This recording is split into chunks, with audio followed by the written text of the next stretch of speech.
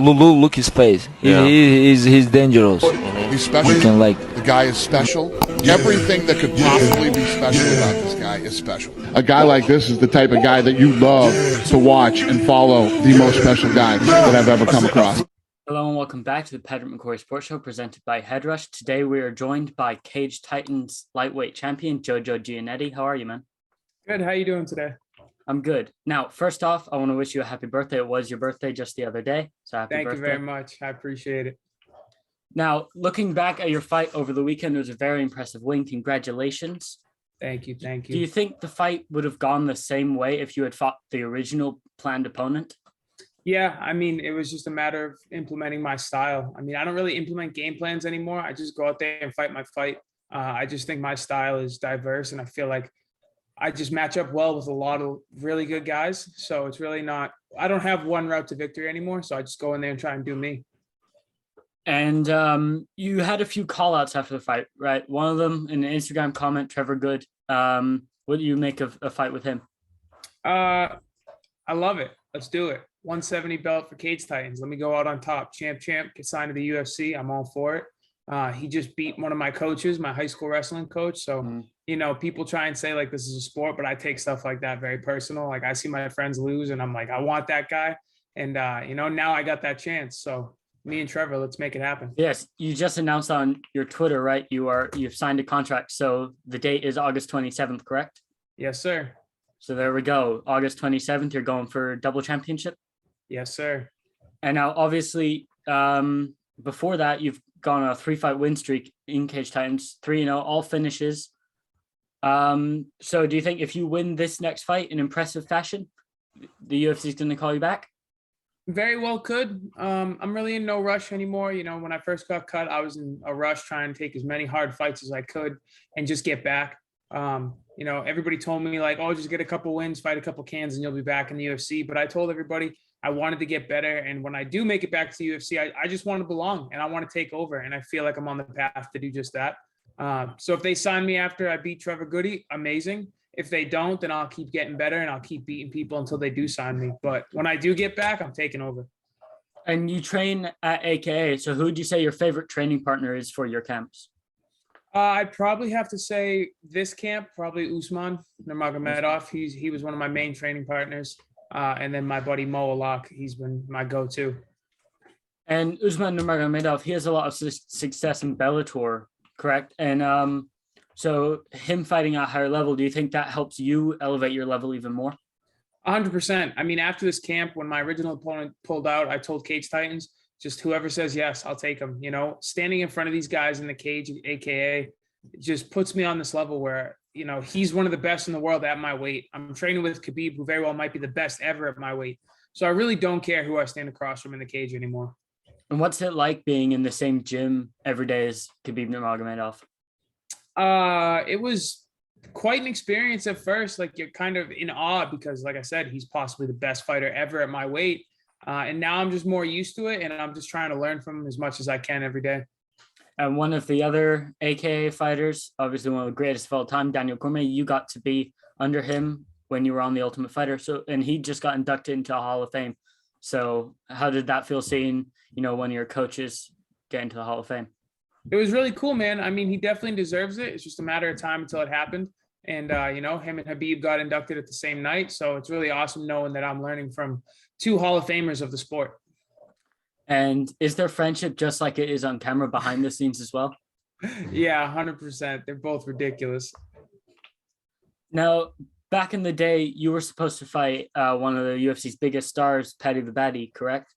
Yes, sir. What do you make of seeing him succeed in the UFC now? I mean, nothing's really changed. The kid knows how to sell fights. The kid knows how to talk. He knows how to rally people behind him. I mean, he has all the makings to be a star like Conor McGregor on the mic. I mean, I really don't think his skill set has improved or adapted since the date that we were supposed to fight. And, you know, I said it when our fight didn't happen. I said that was his night to fight me and to beat me. You know, if that kid were to beat me, it was going to be on that night. I did the most unhealthy weight cut ever. I got as low as I could. I was as weak as ever. When I came home from England, I went to go work out and lift, and I was so weak. So, you know, and I was feeling good about that fight, even though I was that weak. So I told everybody, I even told him that was his night to beat me. And it's just going to be worse if we ever cross paths in the cage in the future. And do you think you will cross paths if you get back to the UFC? Do you think that's a fight that you both would be interested in? I don't think he's interested in it. I think he'll see this and he'll chirp at me and say, I can't make weight, but I don't know if we'll ever fight. I mean, I really could care less. There was a while where like, I really just wanted to fight the guy, but now it's one of those things where it's just like, I'll fight whoever and I'll beat whoever. It doesn't matter if it's him or anybody else.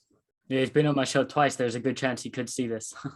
Yeah, I mean, and I'm sure that there'll be a tweet about it every couple of months. I get a notification. Patty the Batty tweeted at you, calling me fat or something. I don't know.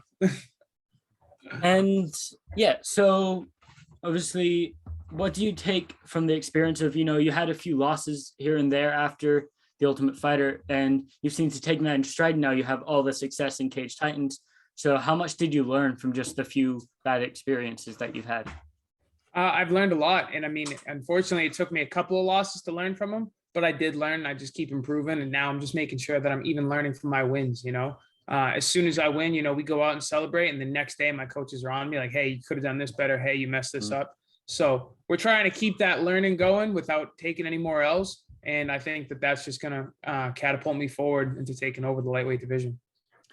And what did your coaches say after this fight? Because obviously it was almost flawless performance. What did your coaches say you could have done better after this performance? Believe it or not, my jiu-jitsu coach was like, I kind of wish you knocked him out. Because in the locker room, I told him, Marcus Andrews, he's a tough guy. He took the fight on a week's notice. He doesn't care. He'll fight anybody. And we kind of just game plan for a tough, scrappy guy. I mean, his most dangerous thing is he doesn't care who he's fighting and he's willing to scrap with anybody. So we thought that it might go all 3 rounds, he's not going to quit. But I did tell them that if he shoots, he leaves his neck open and I'd get that front rear naked grip on it. And then it happened. And I was like, see, I told you guys. And my coach was like, yeah, I kind of wish you knocked him out. And you saw people cage side right after the submission. You kind of pointed at people cage side. I believe you flipped them off as well. Who were they, and what made you get as energetic about it as you did? They were just some people that I used to associate with. I used to know them in high school. We were on the same wrestling team, and it's just when you're trying to better yourself, whether nobody's in the right or wrong, but you leave a friend group because you're just like, I'm not getting better, they're not getting better. Like, I want to improve myself. Some people don't take that kindly, so I left a couple friend groups and on neutral terms, I thought, but I just became the monster to them and they just don't like me. And, it's been years and years. So I just thought it was one of those things where it's like, maybe you didn't bury the hatchet, but you just didn't care about me because I don't care about them. And then, I was walking out to the cage and they were sitting right next to where the fighters walk out. And I'm all for good shit talk. You're going to get knocked out. You're going to lose. You're going to get choked out. That's part of the sport. But, they said a couple of things that were like just across the line, something that they would never say on social media, something they would never say to my face, something they would never say in public, because they know it would put them in a bad light and it's unacceptable. So, I heard it once and I was like, that's weird. I didn't recognize the voice. And then, I turned to hug my coaches before I get in the cage and I saw their face and I was like, oh, okay, I'm going to remind them who I am. So I took that dude out. I celebrated real quick. We eaten. And then I remembered, I was like, we got to let these people know. Because the thing is, and I tell everybody, you're going to see me after the fight. I tell other fighters that won't fight me in the cage, I can come to your gym. You can come to my gym. If it's not about the money, you just don't like me, we can still fight, just not for a promotion. And that goes for people that I know personally. Like, we can figure that stuff out. I'm not going to jump anybody. I'm not going to sucker punch anybody, but we can have mutual combat and figure it out. So, the fight ended and I just let him know. One of them calls himself a fighter. So I said, hey, we can do it in here. And then I pointed at the other one and I said, you and me can go outside. And they kind of just like, yeah, whatever. And then when I came out of the cage, I went over to him again and said the same thing. And they were just crickets, just tensed up, silent. And like I said, it's one of those things where it's just like, you can talk bad to me all you want, but there's just a certain line that's, like I said, you would never say in public because it's not okay. And they crossed that line. So I just had to let them know, like, you're going to see me. So just sit there and enjoy the fights. If I get knocked out, I get knocked out. But let my opponent take care of that. And I've seen on your TikTok, I don't know if you still do, but you used to live out of your car during training camps. Do you still do that actively? Yes. So my last camp, I slept in my car for 5 weeks. And then my buddy Carlos Ortega let me stay at his house for the last 2 weeks. That was a pretty challenging part of this fight camp. I planned on doing like a whole vlog while I was doing it, but it was just so mentally taxing and just like little inconveniences, knocking stuff over. I lost so many things, like just little, like, my phone, my charger, my mouthpiece, like it's in my hand and then you put it down and you move around, you're in a car and then you lose it. It's like under the blanket or something. So it was really frustrating and I didn't end up doing a vlog this time around. But I think that just made me a little bit more motivated come fight night. And at first, when you just had to start staying in your car, was it uncomfortable? And now that you've been doing it for an extended period of time, are you just used to it? Like, yeah, this is fine. This is comfortable. So I've actually slept in my car before a few years ago, like 6 or 7 years ago, not by choice. I slept in my old pickup truck, so I didn't have nearly as much space. I slept in the front seat, just a bench seat. So, when my bus was kind of out of commission that I converted, I was like, I'll just go sleep in my car. And everybody thought I was crazy. And I just told them, I was like, listen, when I was homeless for a summer, I slept in my truck. I go, but now I have my own car. It's got plenty of space for me and my dog. So I really had no problem with it. It was just one of those things. It took a couple of days to get used to, but I've been in worse situations and I just wanted to train an AKA that bad. And have you decked out the car a little bit, made it even more comfortable than maybe an average car would be? So I did end up kind of tricking it out. I had an electric cooler in there. I had all the windows blocked. I had curtains, help keep it cool. I had my gaming laptop with me, so I was able to still play Call of Duty and stuff with my mobile router. So, I had my own little setup, a little cooking grill. So it was actually a couple people from the gym came and like looked inside my car and were surprised like how cozy I had made it. It doesn't beat my bus. My converted bus, I'll take 10 out of 10 times, but we got to make do with what we got. Do you ever bring the gym members into the car or the bus and have a drive around, or is that just stays parked where it is outside the gym? When I had the bus out there, I brought a couple of the guys around just because they wanted to see the bus and what it was like. But the car, I mean, it's nothing super special, just a little cozy. But, other than that, just a regular car. And what's it like for you post-fight? We see some people, they go out and have these crazy parties. Are you one of those people, or are you just like a close friend party and chill? I used to be like that. I used to fight and then just go get obliterated. And I talk the talk nowadays. I'm like, we're going to go drink and we're going to go get so drunk and celebrate. And then we go to the bar and I have like 3 beers and I'm like, it's a good night. I'm actually going to Maine this weekend with a couple of my close friends just to, hang out, have a few drinks and relax. But, nothing too wild. I think it's, I kind of try and live the mentality of just like going hard when there's something to celebrate, so like my birthday, I didn't even go too hard for my birthday this year, but usually my birthday is when I go hard. But other than that, I keep it pretty low key. If I drink, it's just a couple of drinks with close friends. But, when we start racking up some UFC wins, then we'll go hard. And are you going to go for a celebratory Five Guys if you go and win the second belt at 170? 100%. I might actually just DoorDash Five Guys to the fight and have it in the cage. Now, I have this little thing that I like to do. It's called quick fire questions. It's just, short questions that don't necessarily have to do with fighting, and they're just quick and easy. Sounds good. So do you have a favorite movie that, not necessarily you've just seen once, but you've seen many times? Die Hard. Die Hard. Yep. Actually, I can show you. Here we go. Got the Die Hard poster. Oh, no way. Let's go. Always good to meet another Die Hard fan. That's awesome. Do you watch it every Christmas as well? I do. And I get into an argument with all my buddies about it. Die Hard 2, Christmas movies. Christmas movies. And what do you think of the third one?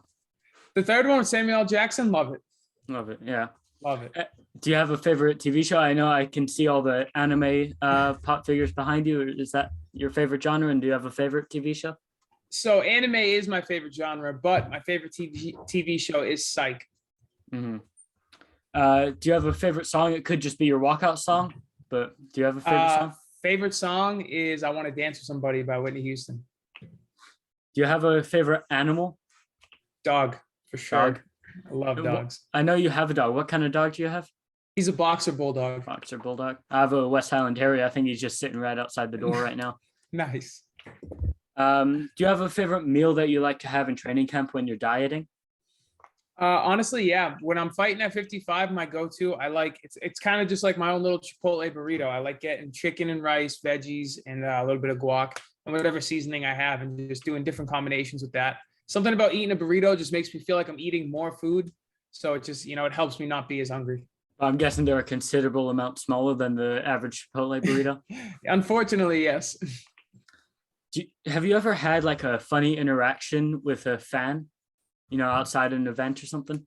So on fight week, when I fought at the Ultimate Fighter finale, there's like, all the fighters get put in one hotel and there's one set of elevators that they all come up and down, and people will sit in the lobby by the elevators and they're just waiting to take pictures and get autographs from people. And I was cutting weight and I came off the elevator one day and I had my hat on backwards and sunglasses. I was all sucked out. And I came off the elevator with my coaches and somebody was like, yo, Nate. And everybody thought I was Nate Diaz. And so I'm a Nate Diaz fan. So I'm looking around like, where the hell's Nate? And then somebody starts walking towards me and I took my sunglasses off and they were like, oh.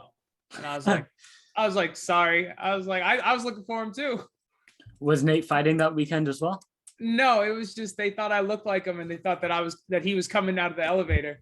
Well, in your most recent post-fight celebration, you did a little bit of the Diaz flex. So yeah, I kind of went hard with that. And then I watched it back and I was like, I guess I could see it. Have you ever had a funny interaction with another fighter, maybe under the Cage Warriors banner or under a different banner? Another fighter, I would probably say also right after the Ultimate Fighter, before we actually go home from filming the show, a couple of us went to the casino, and I forget which one we were at, and Stipe happened to be playing blackjack, and I was like, oh, what's going on, Stipe? And he turned around and he was like, oh, fuck you, Joe. And I was like, what? And he was like, you keep choking my guys out. And he started laughing. And I was like, I was so awkward at first because he's such a nice guy. I was like, oh, shit, heavyweight champ's mad at me. And being there on the Ultimate Fighter and then seeing what happened in the fight, were you in attendance for that fight or did you watch it from home? I wasn't in attendance, but I was at the Hard Rock in Vegas. They actually hooked us up. They realized that I just fought at the finale. So they brought me and my friends in like this private area with a couch and some food. And I got to watch DC win the belt. That must have been awesome. Being with him behind the scenes and then seeing him go in. Yeah, it was good because granted, I might've been biased, but I told everybody he was going to win and all my friends, no way, no way. So then when it happened, I went crazy. I lost it. I was so happy for him. Did you expect him to knock Stipe out the way he did?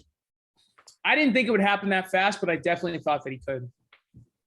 Back to the quick fire questions. When you're outside of camp, maybe post fight, do you have a favorite meal? I know we just talked about Five Guys. Would that be your favorite, or do you have a different favorite? Yeah, Five Guys is definitely the go-to. Yeah, Five Guys is great. Is there a Five Guys near the arena? I think the closest one's like 15, 20 minutes away. So I could definitely DoorDash some on fight night. Yeah, because I'm coming for the August 27th card. I know I sent you the thing for the press, so we should pick up some Five Guys after the fight then. Definitely. I'm always down. Well, that's all the questions I prepared, but I want to thank you for your time and congratulations again on your win. Thank you very much. I hope we can do this again after I get another For belt. sure. Or maybe just beforehand, maybe. Hey, I'm down. What's down? Thank you very much, Joe. Have a good one.